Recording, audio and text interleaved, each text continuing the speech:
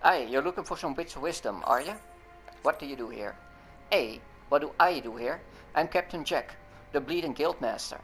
I suppose I don't look much the part, but that to me is more an advantage in our line of work. Looks aside, you'll not find a stauncher advocate of the code in this room. It was a rogue of similar conviction what saved me from drowning in the sludge of the underworld. He showed me a light in the dark months, and the guild's been home to me ever since. Why fight with daggers? Why not a sword or an axe? Well, I might have explained this a time or two before, but short blades are simply the weapons what will work best for scramps in the shadows.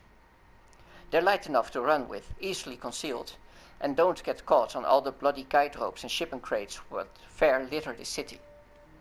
Your smaller stabbers are also quick to coat with poison, and lend themselves well to a rogue's swift, flowing style of fighting. If you're interested in studying up more on your den steps, then go have a prattle with old Bochart. But I warn you, he'll tuck your bloody wattles off if you let him. Well, everybody in this game does, so that's nothing out of the ordinary. Anyway, now that we have all of the jobs in this city, we're going to continue with the main quest. Just kidding, we're going to do side quests.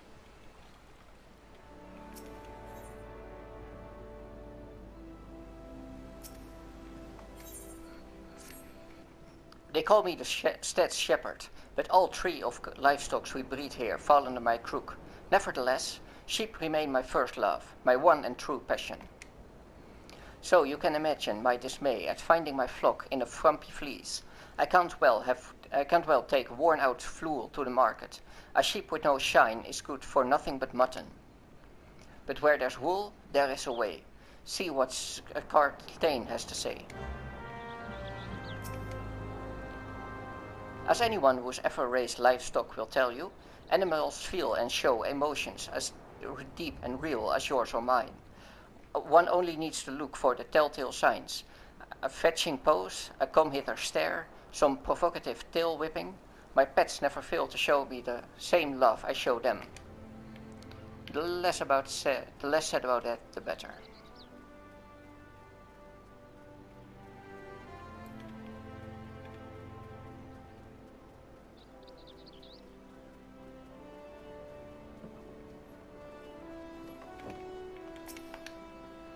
Mogram had some little lambs whose fleece was white as snow, but everywhere the little lambs went, lice were sure to go.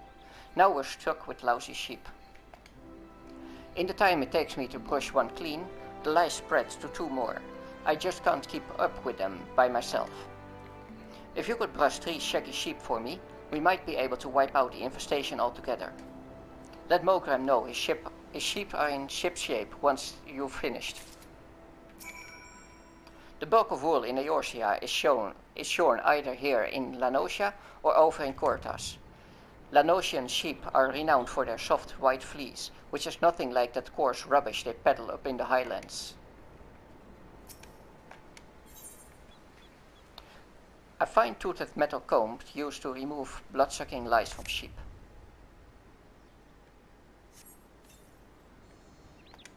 The sheep looks relieved. For an adventurer, you certainly know how to wield a lice comb. As I'm sure you have found, sheep are delicate souls that require delicate care. Truly wonderful wool requires time, love, and tenderness. You must caress their coats ever so gently. Listen to their soft bleating in your ear. Feel the warmth of their breath on your neck. Sure, mate. And here we are again. As usual, I forgot whether this is a new part or not. But let's just get started with the side quest. In a lifetime of meticulous research into the advancement of the agricultural arts have taught me anything, it is that the fruits of knowledge are incapable of preserving themselves. Without an adventurer's brawn to protect them, I fear all my work will come to naught. Take, for example, the splendid ogre pumpkin crop I was able to cultivate, years of hypothesizing and testing at last made tangible, only to be snatched away by those subterranean snorers, the clever hedgemoles.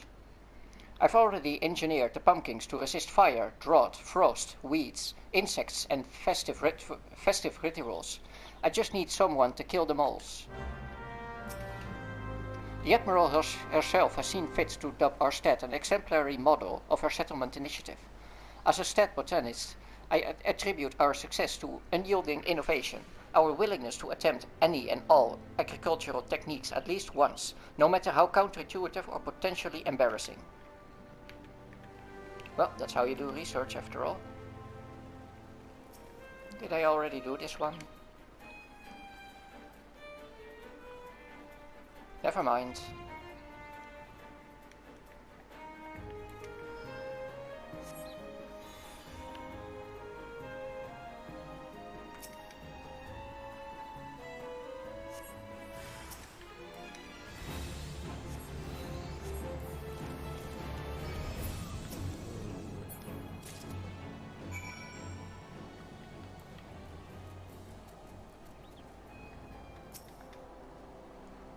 Well, that was so easy it makes me wonder why I've spent my life formulating complex solutions to problems rather than merely going around killing things. Nevertheless, I'm afraid it's too late to alter my methods now. I'll continue to focus on the complex solutions and have you stick around to kill things. What hubris, what arrogance to believe that I, one woman alone, could overcome the unfathomably vast and profound mysteries of nature, but with you here, I'm sure we can do it.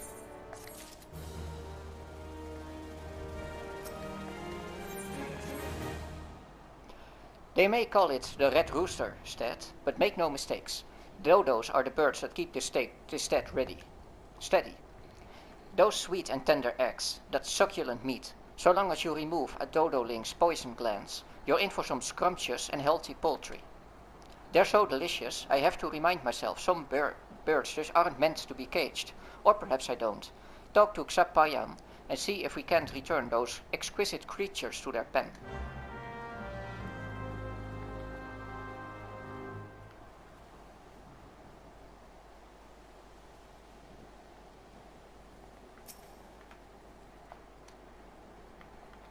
Am I ever pleased to see you? I was about to cry foul, but with your help we can round them up.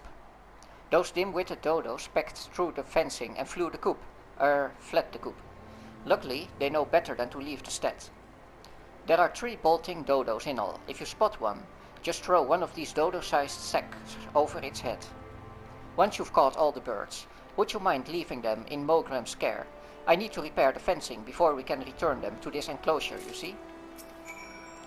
The dodos love the farm fresh food so much, they are always pecking at the fences.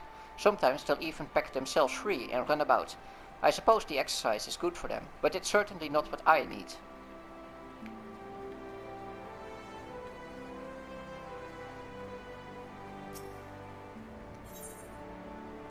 Whatever would you put in an empty dodo-sized sack? Must be a rather large sack.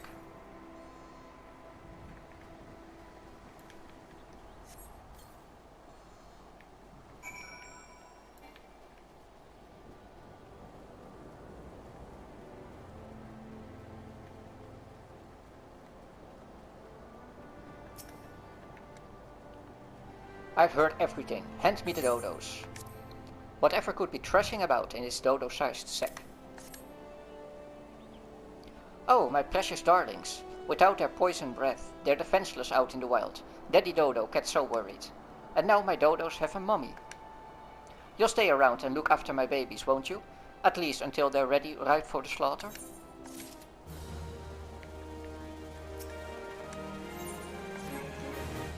Care to partake in the excruciable march of science? The concoction I'm currently formulating could change horticulture as we know it. Imagine a fluid one could strew over crops to ward off pests. All I need are some ladybugs and someone to smash them. Ladybugs simply cannot resist aphids. Find some Altic lavender, dab it with a bit of aphid nectar, and they'll come swarming to the slaughter.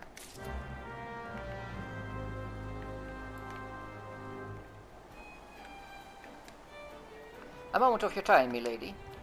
The fields are crawling with ocean roselings, horrible creatures that choke out the crops and maim the tillers who tend to them. We hold our own against the Seed King, but it seems for every one we cut down, there are 3 more to take its place. We'd be obliged if you could lend us your sword in clearing the fields. That's right kind of you, milady. You see, here they come now. Fight the Flower is a nice name. They say every rose has its thorn. When it comes to roselings, however, the thorns are the least of your problems. The strangling vines, the poisonous pollen, and the ability to rise up from the ground and chase you all the way into your nightmares. These make our roselings a force to be reckoned with, and the day of reckoning is come.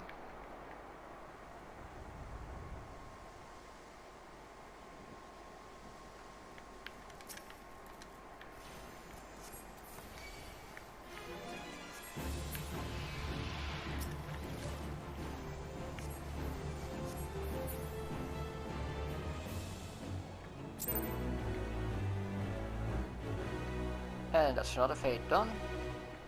And now I have row row fight the power in my head. Ladybugs are known to feed on this sweet secretion.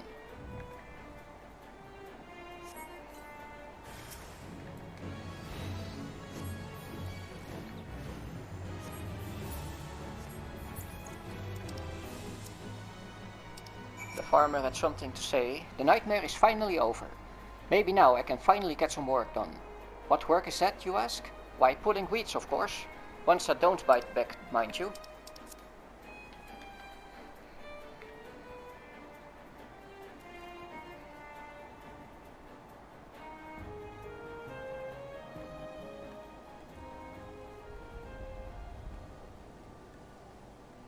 By the way, it is windy in this zone. It's not me breathing in my microphone. Not that I never make that mistake, but not this time. I was confused though. I thought, how can I hear myself breathing in my microphone? But it's the weather. Return to me once you've collected 3 files of Ladybug Viscera. The moss green ooze which seeps out of the cracked shell after crushing an innocent, defenseless ladybug. They weren't that defenseless. It's elementary, really. Aphids live in fear of ladybugs, and so applying the scent of ladybug blood to our crops is certain to ward off the parasites. We are manipulating the laws of nature. Of course, we could have just let the ladybugs go on defending the crops as always and not squash them for their viscera, but I hardly see the science in that.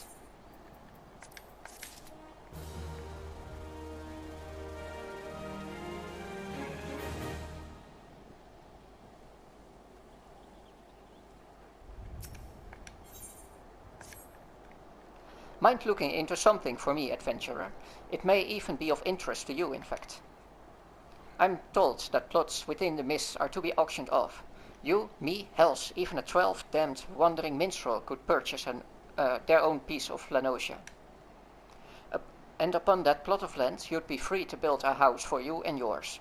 You can't tell me that the thought isn't at least slightly appealing, can you? It is a bit surprising that the thalassocracy had the time and resources to prepare such an area, what with the kobolds and the primals causing all manner of trouble. But who am I to judge the priorities of politicians, much less pirates, eh? Besides, I'd like nothing more than to own my own home. I've yet to verify the truth of the tale just yet, though. If you've no objections to taking a detour from your adventurers, why not head towards the gates to the mist and see if there's a Maelstrom representative who can confirm or deny these land auctions? Have you heard a tale behind the name of this quaint little place? It all started with the birth of a rooster, feathers as red as wine. Would that the story ended there. See, the farmers laid wages on this bird being stronger than the others, but the contest grew ugly, blades were drawn, and both roosters and onlookers were splattered with scarlet shades of blood. Not so quaint now, eh? I like these random tidbits of lore. Just through the gates is a mist, a residential area for adventurers built on the orders of Admiral Merylwip herself. What is it, adventurer? Ah, yes, the auctions. By order of the Admiral herself, mist and all plots within are to be sold exclusively to adventurers, so as to encourage their immigration to Limsa Lominsa. Why only adventurers, you ask? Practical necessity, really. Limsa Lominsa is in dire need of fresh blood, capable, courageous adventurers who will fight her foes and protect her interests. Those who build a home here will have that much more incentive to aid us. As for what manner of place the mist is, I think it best that you journey there and see it for yourself. Please direct any other questions you might have to the recruit station just past the entrance. Close your eyes and imagine it. The rhythmic crashing of the surf, the gentle sea breeze, the descending sun setting on the horizon aflame, all could be yours to enjoy from the comfort of your own cottage. I assure you, any doubts you may harbor will vanish once you gaze upon the mist with your own eyes.